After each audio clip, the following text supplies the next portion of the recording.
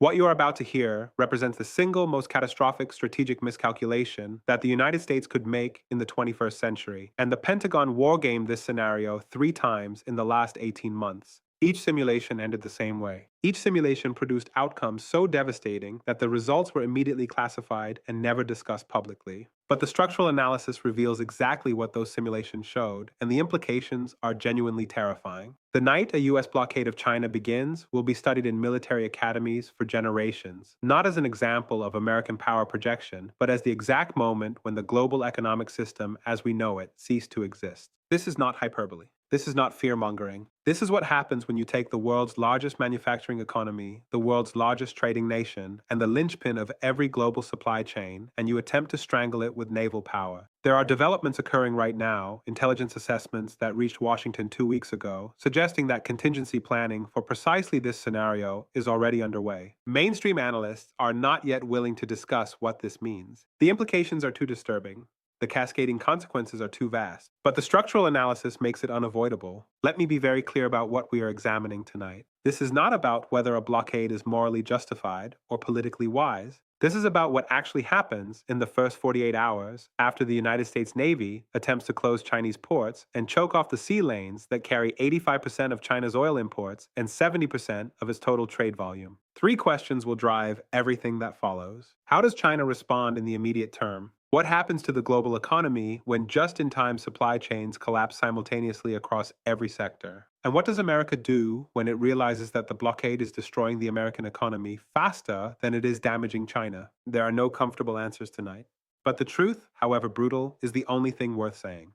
By the end of this analysis, you will understand why every serious strategist who has examined this scenario concludes that a blockade of China represents an act of economic suicide disguised as power projection. Let me explain exactly what a blockade of China actually means in operational terms. This is not an abstract concept. This is not a political talking point. This is a massive naval operation involving hundreds of ships, thousands of personnel, and the closure of the most critical maritime choke points on the planet. The United States would need to establish blockade perimeters across at least 6 major zones: the Taiwan Strait, where Chinese commercial traffic is densest; the Malacca Strait, through which 85% of Chinese oil imports flow; the South China Sea, which handles $400 billion in Chinese trade annually; the approaches to Shanghai, Ningbo, and Shenzhen, the 3 largest container ports in the world; the Sea of Japan, blocking northern maritime routes; and the Indonesian Straits, preventing alternative routing through Southeast Asian waters. Here is what you need to understand about the force requirements. To maintain an effective blockade against a nation with the world's largest navy and the world's second-largest air force requires extraordinary military commitment. Conservative estimates suggest the United States would need to deploy a minimum of 6 carrier strike groups, 70 to 80 destroyers and cruisers, 40 to 50 attack submarines, and maintain continuous air coverage with hundreds of aircraft operating from bases in Japan, Guam, and potentially Australia. But here's where the operational reality becomes impossible to ignore. China is not Iraq. China is not even Russia. China operates the largest navy on Earth by hull count, with over 350 major surface combatants and 79 submarines. More importantly, China has spent 25 years preparing for exactly this scenario. They call it their anti-access area denial strategy, and it was designed specifically to make American naval power projection in the Western Pacific impossibly costly. The technical specifications matter here. China has deployed the world's largest fleet of anti-ship ballistic missiles, including the DF-21D with a range of 1,500 kilometers and the DF-26 with a range of 4,000 kilometers. These are not theoretical weapons. These are deployed systems with demonstrated accuracy against moving targets at sea. One carrier strike group costs approximately $40 billion in ships and aircraft. One DF-26 missile costs approximately $3 million. The cost exchange ratio is insane, but understanding the military capability is only part of the picture. This brings us to the most important question. What happens to the global economy in the first 48 hours? Here's what the structural analysis reveals. The modern global economy is not designed to survive the sudden removal of China from international trade. This is not because China is irreplaceable in the long term. This is because supply chains are optimized for efficiency, not resilience. They operate on just-in-time delivery models with minimal inventory buffers. When you suddenly cut off the source of 70% of global rare earth elements, 60% of global electronics manufacturing, 45% of global shipping container production, and 35% of global chemical manufacturing, the cascading failures begin immediately. Let me walk you through the timeline with precision because the sequence matters. Hour 0. The blockade begins. The United States announces that all maritime traffic to and from Chinese ports is prohibited. Oil tankers en route to China are ordered to divert or face interdiction. Container ships are warned to stay clear of blockade zones. Hour 2, global shipping companies issue emergency directives. Maersk, MSC, and CMA-CGM, which collectively control 40% of global container capacity, announce immediate suspension of all China routes. Insurance rates for any vessel approaching Chinese waters increase by 5,000% within minutes.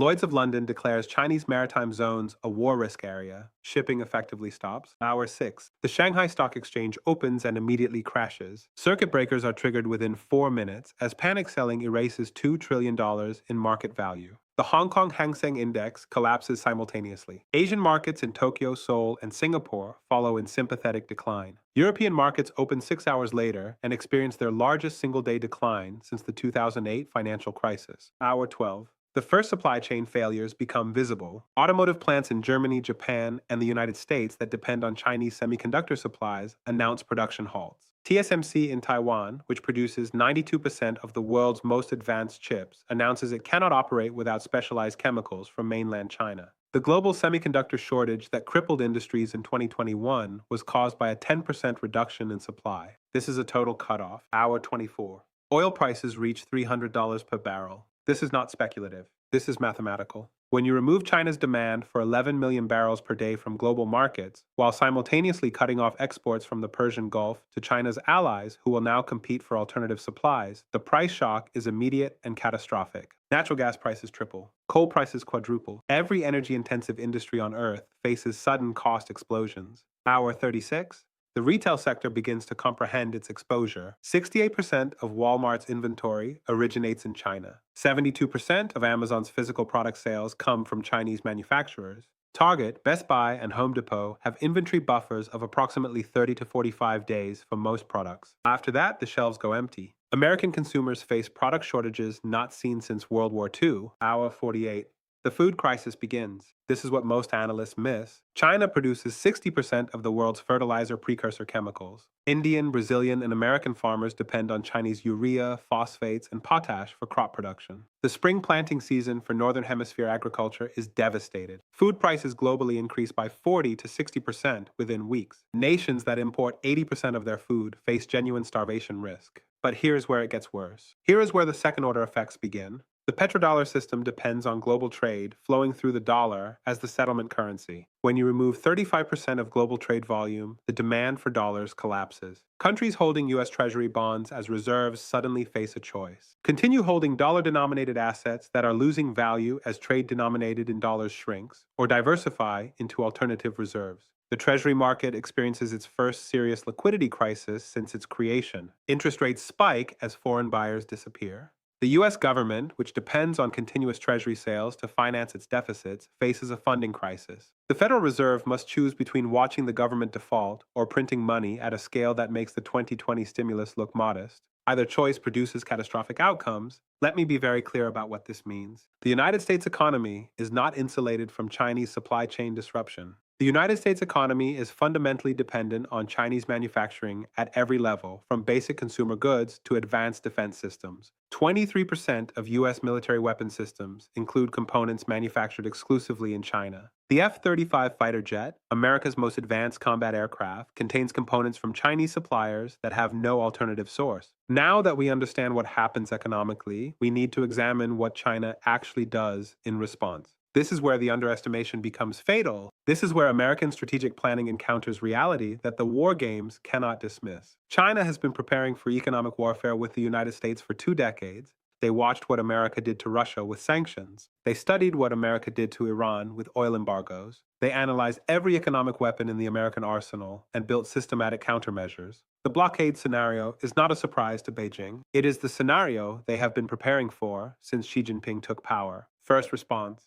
China immediately nationalizes every American corporate asset on Chinese soil. Apple's manufacturing facilities, Tesla's Shanghai Gigafactory, Boeing's assembly plants, GM's joint ventures, Starbucks' 8,000 stores. Every American company that offshored production to China suddenly loses everything. The asset seizure totals approximately $3 trillion in real property, intellectual property, and operational infrastructure. Second response. China dumps its U.S. Treasury holdings. They hold approximately $860 billion in U.S. government debt. In a coordinated action with Russia, Saudi Arabia, and potentially Japan, if they calculate American power is finished, they flood the market with Treasury sales. The bond market crashes, interest rates spike to levels not seen since the 1980s. The U.S. government's borrowing costs explode overnight. Third response. China closes the Taiwan Strait not to American naval forces, but to commercial traffic. They announced that any vessel attempting to deliver semiconductors from Taiwan to the United States or its allies will be seized. Taiwan produces 63% of global semiconductors and 92% of advanced chips.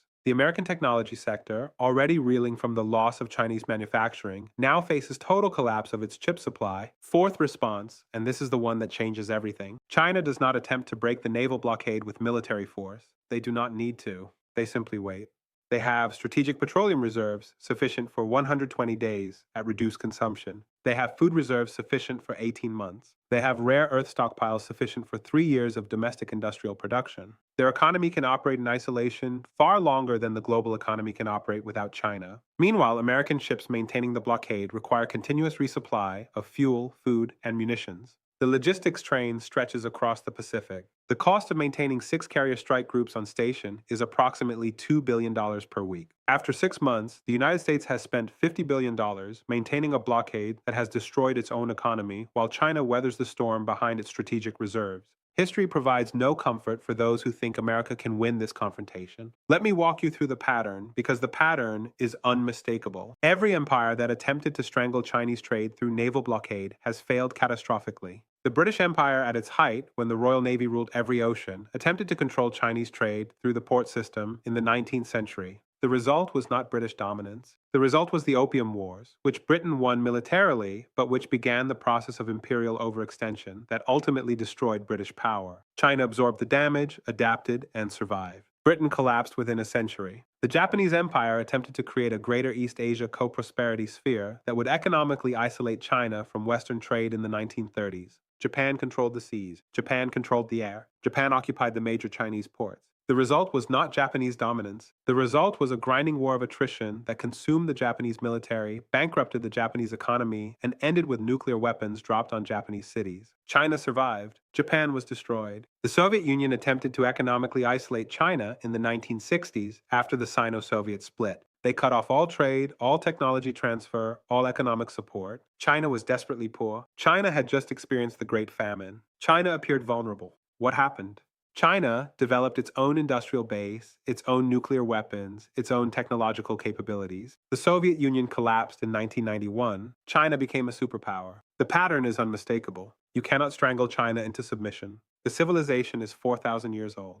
It has survived the Mongol conquest. It has survived the Manchu invasion. It has survived Japanese occupation. It has survived civil war, famine, and ideological madness. The idea that an American naval blockade will force Chinese surrender is not strategic planning. It is civilizational arrogance. But understanding the historical pattern is not enough. We need to examine the scenario development with precision, because this is where the structural analysis reveals the exact mechanism of American defeat. Scenario 1. America maintains the blockade for 3 months. This is the optimistic timeline that Pentagon planners use. 3 months of economic pressure forces China to negotiate on American terms regarding Taiwan, trade practices, or South China Sea disputes. Here is what actually happens in this scenario. Month 1, global economy enters recession. Month 2, global economy enters depression. Month 3, the American economy has contracted by 25%. Unemployment reaches 18%. Food prices have doubled. Gas prices have tripled. Civil unrest erupts in major American cities as shortages become severe. The political pressure to end the blockade becomes overwhelming. The blockade lifts with China having made zero concessions. America has destroyed its own economy for nothing. Scenario 2. America maintains the blockade for 6 months, determined to force Chinese capitulation regardless of economic cost. This is the scenario that the classified war games reportedly examined most thoroughly. Here is what actually happens. Everything from scenario 1 intensifies. But now you add the international dimension. Europe, which has seen its economy contract by 30%, demands the blockade end. Japan, facing economic collapse without Chinese trade, withdraws support for American bases. South Korea does the same. India, calculating that American power is finished and Chinese power is permanent, pivots toward Beijing. The entire American alliance system in Asia dissolves. When the blockade finally lifts after 6 months, America discovers it has lost every ally, destroyed the global trading system that made American prosperity possible, and gained absolutely nothing. Scenario 3. This is the nightmare scenario that some Pentagon planners apparently believe is inevitable if the blockade begins. China responds to the blockade not with patience, but with military action. Not against the American fleet, which would be costly and difficult, but against Taiwan itself. China launches an invasion while American naval forces are dispersed across blockade positions.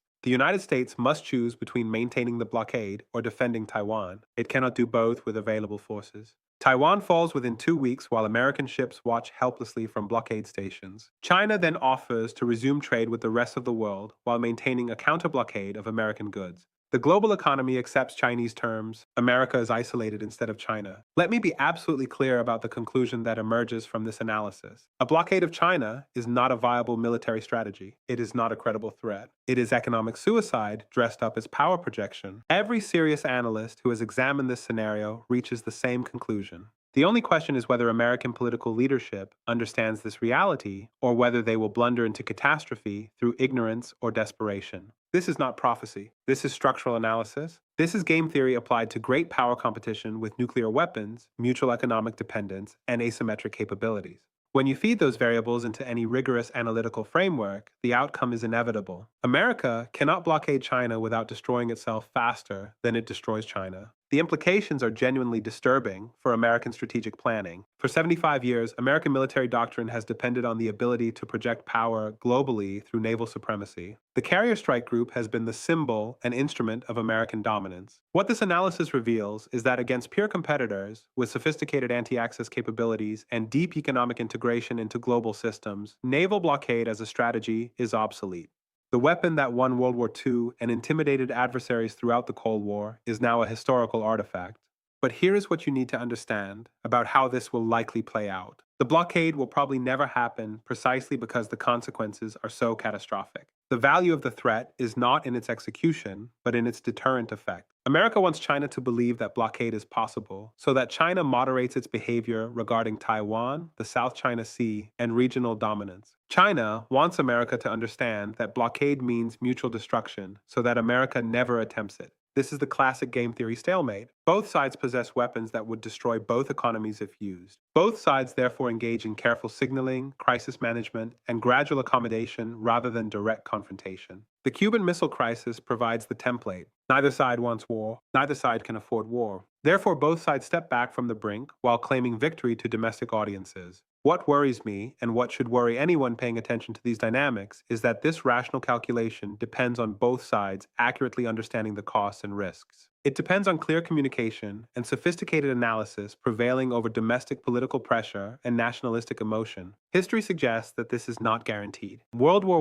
I happened not because any nation wanted continental war, but because crisis management failed, signals were misread, and mobilization schedules created their own momentum. The risk is not that America deliberately chooses economic suicide through a China blockade. The risk is that a crisis over Taiwan or the South China Sea escalates faster than diplomacy can contain it. The risk is that domestic political pressure in America demands action that appears strong but is actually catastrophic. The risk is that Chinese calculations about American resolve are wrong, and they push harder than American political tolerance allows. I am not predicting that the blockade happens. I am predicting that if it happens, the outcomes I have described are inevitable based on the structural forces in play. I might be wrong about the probability. I am not wrong about the consequences. Here is what we know with certainty. The global economic system is more integrated, more interdependent, and more fragile than at any point in human history. The two largest economies on Earth are locked in strategic competition with no easy resolution. Both possess weapons, economic and military, that could destroy modern civilization if fully employed.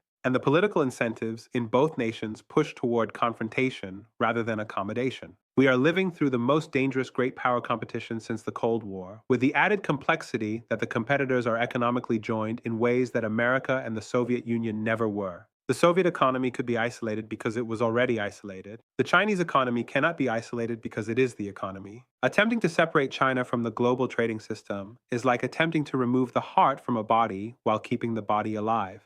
The question before us is not whether America can defeat China through blockade. The structural analysis makes clear that it cannot. The question is whether American strategic culture can adapt to a world where military supremacy does not translate into strategic dominance, where economic interdependence creates mutual vulnerability, and where the carrier strike group is no longer the ultimate arbiter of international disputes. I want you to think about this framework carefully. Question it.